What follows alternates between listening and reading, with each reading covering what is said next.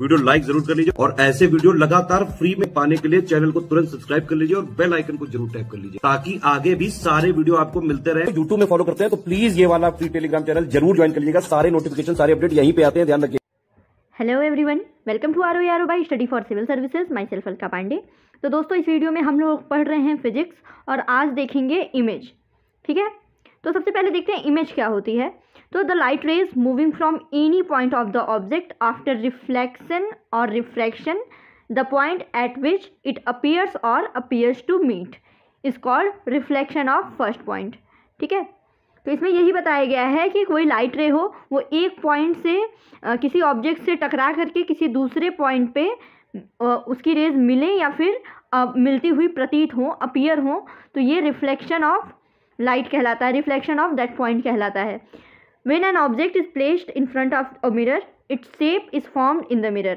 The shape formed in the mirror is called reflection of the object. वही बात बताई गई है कि किसी ऑब्जेक्ट को आईने के सामने, मिरर के सामने रखा जाए तो मिरर में उसकी इमेज बनती है। ठीक है, जो शेप बनता है उसी को रिफ्लेक्शन ऑफ ऑब्जेक्ट बोलते हैं। फिर ये दो टाइप के होते हैं, एक तो रियल इमेज होती है, दूसरा वर्चुअल रिफ्लेक्शन होता है। Real reflection, virtual reflection. तो उसमें देखिए, व्हेन द रियल में क्या होता है कि when the light ray moving from a point object actually meet at another point. ठीक है, जो रेज जो हैं रिफ्लेक्ट होती हैं वो सच में रिफ्लेक्ट होने के बाद एक्चुअल में वो मिलती हैं किसी एक पॉइंट पे, then it is called the image at another point which is actual image of that point object. This type of image can be obtain on screen. ठीक है, और ये जो सच में मिलती हैं आफ्टर रिफ्लेक्शन, उनको पर्दे पे प्राप्त किया जा सकता है। ठीक है, और वर्चुअल रिफ्लेक्शन में क्या होता है कि वही आफ्टर रिफ्लेक्शन वो एक्चुअल नहीं मिलती हैं। ठीक है, light rays don't actually meet at another point after reflection but appear to coming from another point. The image at this point is called virtual image of that point object. ठीक है, तो इसमें क्या होता है कि ये जो इमेज होती है उसको स्क्रीन पे ऑब्टेन नहीं कर सकते, बस उसकी फ़ोटो ले सकते हैं। ठीक, तो ये तो हुआ आपका इमेज। अब चलिए, मोस्ट इंपॉर्टेंट कॉन्सेप्ट है रिफ्रैक्शन। रिफ्रैक्शन क्या होता है? When a light ray passes from one transparent medium to another transparent medium perpendicularly at any point on a line dividing both the media, then the ray passes directly without any deviation, but if they incident inclinedly then they deviate from original path and this phenomena of light is called refraction of light. ठीक है, तो इसको चलिए इससे figure से समझ लेते हैं। देखिए, काफ़ी इजी है। इसमें क्या बताया गया है कि किसी एक मीडियम से दूसरे मीडियम में, ठीक है, लाइट रे जाती है, ऐसे इंक्लाइन होके मान लीजिए जा रही है, तो दूसरे मीडियम में जाने के बाद उसका जो ये डायरेक्शन है वो ऐसा होना चाहिए, लेकिन थोड़ा सा डेविएट होके वो इस डायरेक्शन में निकल जाती है। तो ये जो डेविएशन होता है ना, इसी फिनोमिना को बोलते हैं रिफ्रैक्शन ऑफ लाइट। ठीक, फिर द लाइट रे passing in first medium is called incident light. जो पहले मीडियम में ये लाइट रे आ रही है, इनको इंसिडेंट रेज बोलते हैं।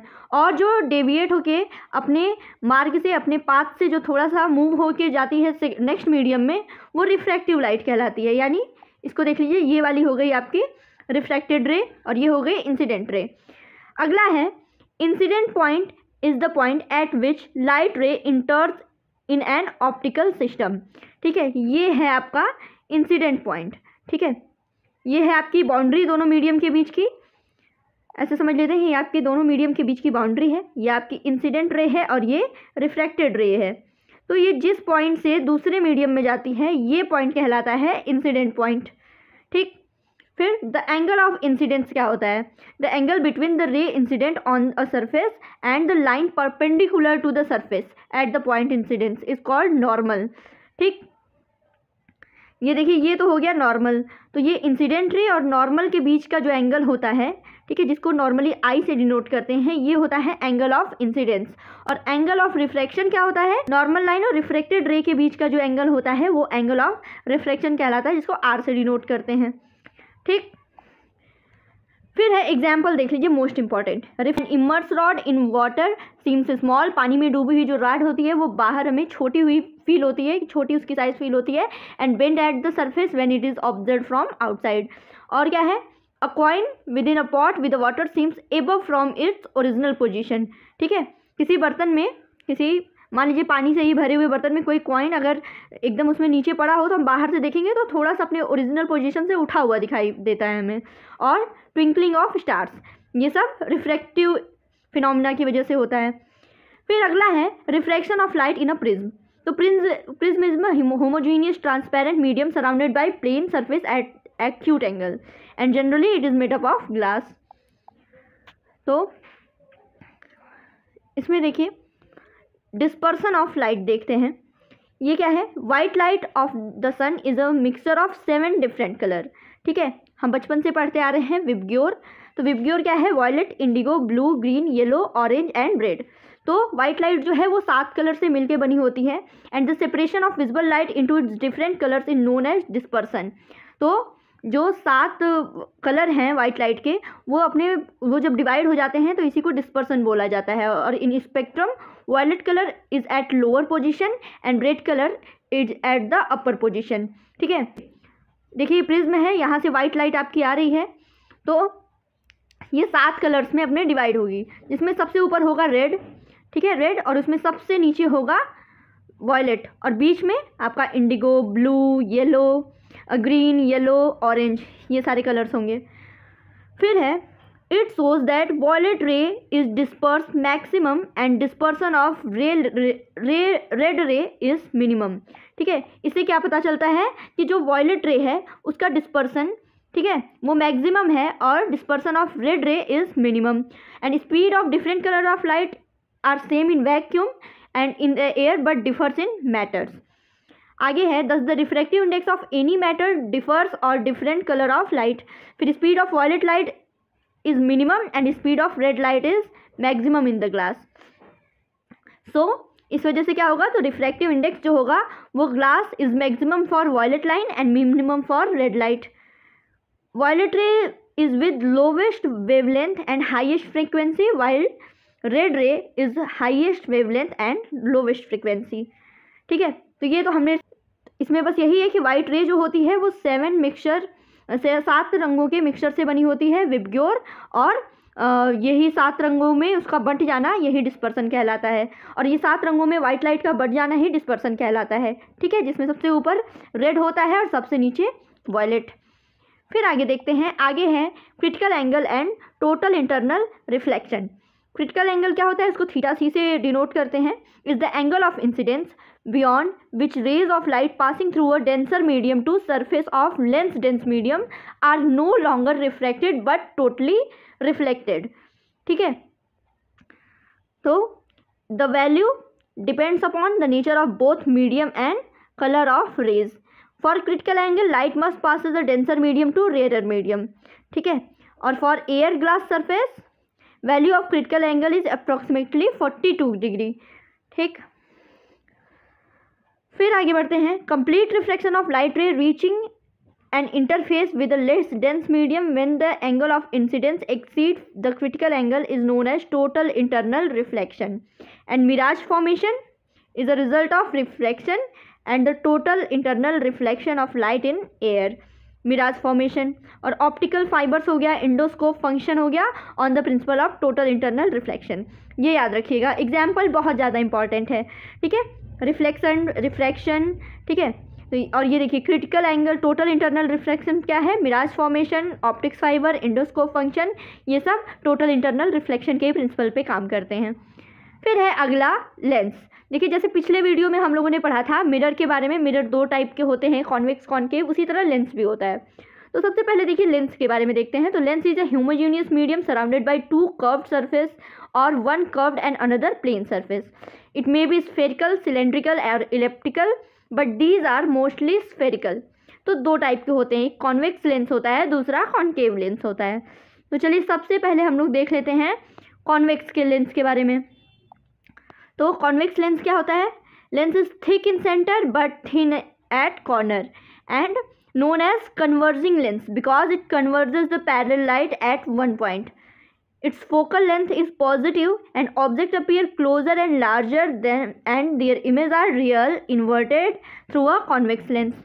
And ये किस लिए यूज़ होता है, to correct far sightedness, ठीक है, यानी hypermetropia and eye defect in which near objects are not clearly visible but long distance object are clearly visible.